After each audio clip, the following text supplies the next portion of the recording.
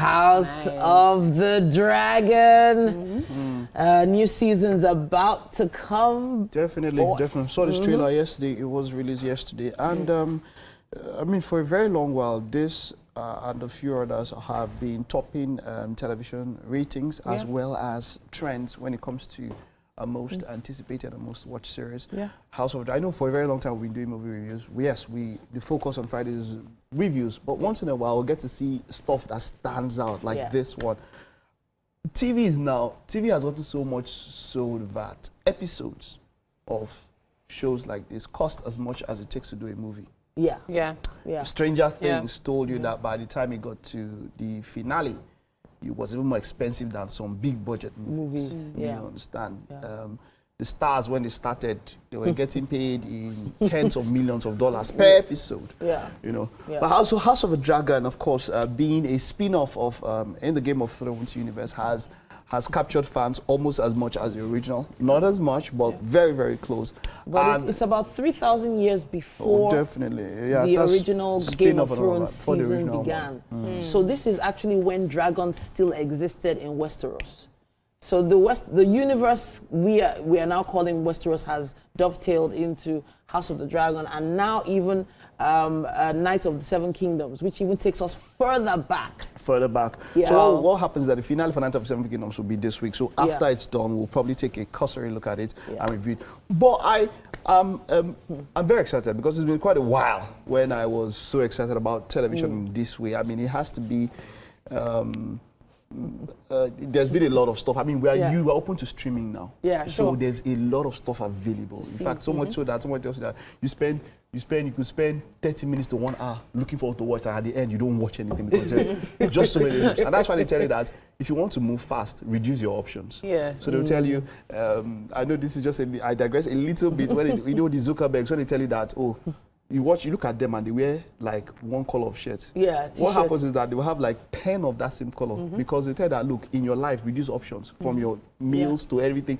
Because when you reduce options, you spend less time thinking about what to do. And so, you know, so for me, I try not to, so whenever it comes to anything, the Game of Thrones universe is part of my reduced option so that, you know, I enjoy stuff more. And this one, I'm looking forward to it a lot. I can completely and totally remember 2020.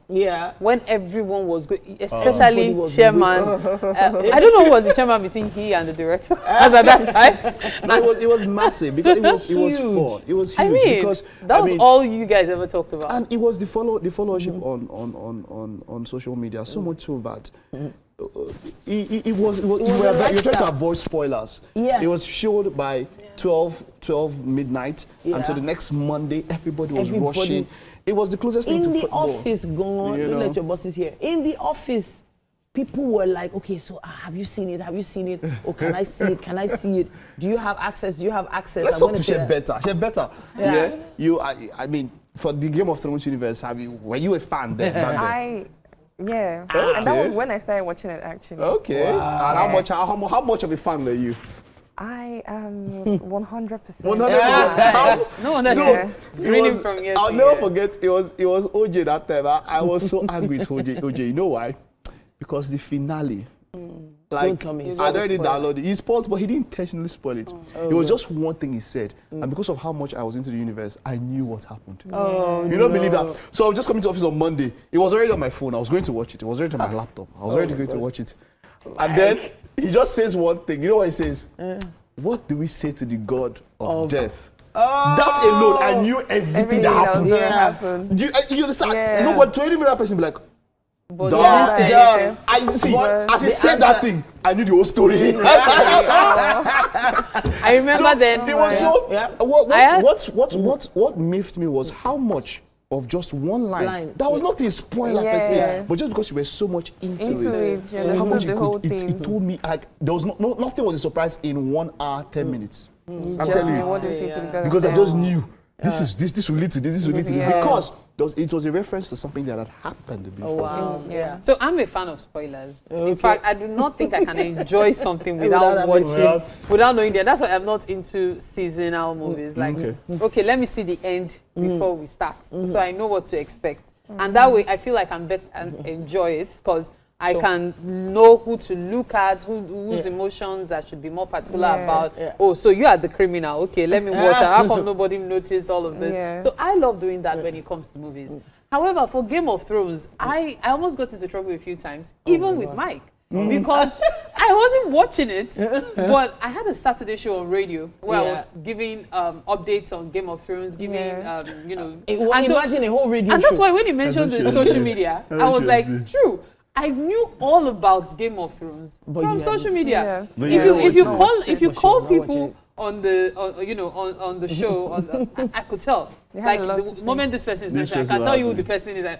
I don't even know what they look like. Wow. So that's why I could totally let's talk about this one. Let's talk about this one. This trailer that we saw, for those of you who have maybe have not started it, this is the beginning of the civil war in the Targaryen dynasty.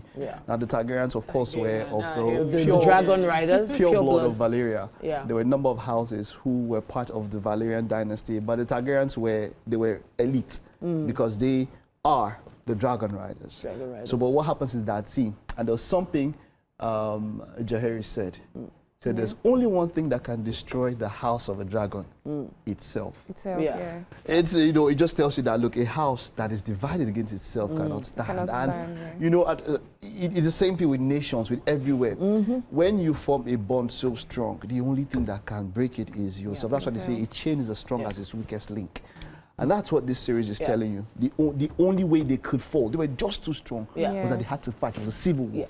And the thing is that we already know the way season 2 ended. It ended just at the brink of the war. So there were pre-episodes, but so season 3 starts with the Dance of the Dragons have started, right? But season 3 starts with but there's been one battle. So but it starts in the middle of it, as you can see. It's fire, it's brimstone, and so the issue is we already know that the Targaryen house fell. We already know that the dragons were all killed off. I think it was only the eggs that still existed, and the eggs needed to be hatched in a certain way before dragons could actually come back to Westeros. But thousands of years passed before another dragon was sighted, right? So we know that the house is going to fall. Just watching the whole thing happen, the civil war actually happen, is what everyone is anticipating. Actually seeing the fire, seeing the dragons, seeing how they actually fought. Because you know how they fight on horses with swords, right? You can see how they joust. We've seen that in many movies before, but actually seeing dragons clash with dragon riders on top of them, that has never been done before. So that's one of the reasons why anticipation for this season has been, for what, 2 years now? We've been waiting for 2 years? And you know, it's a fantasy. I tell myself that a lot of the times to keep saying, you have to find a way to delve into some sort of fantasy. This is going to, we'll talk about dragons, and dragons are not real and all of that. I actually think they did at some point exist. Oh, yeah. I mean, I do not doubt it. Because I'm into Korean movies. And they also go about dragons and also. Like, it's not a coincidence that so many people know about dragons. I mean, when you see evolution, how different are dragons from lizards?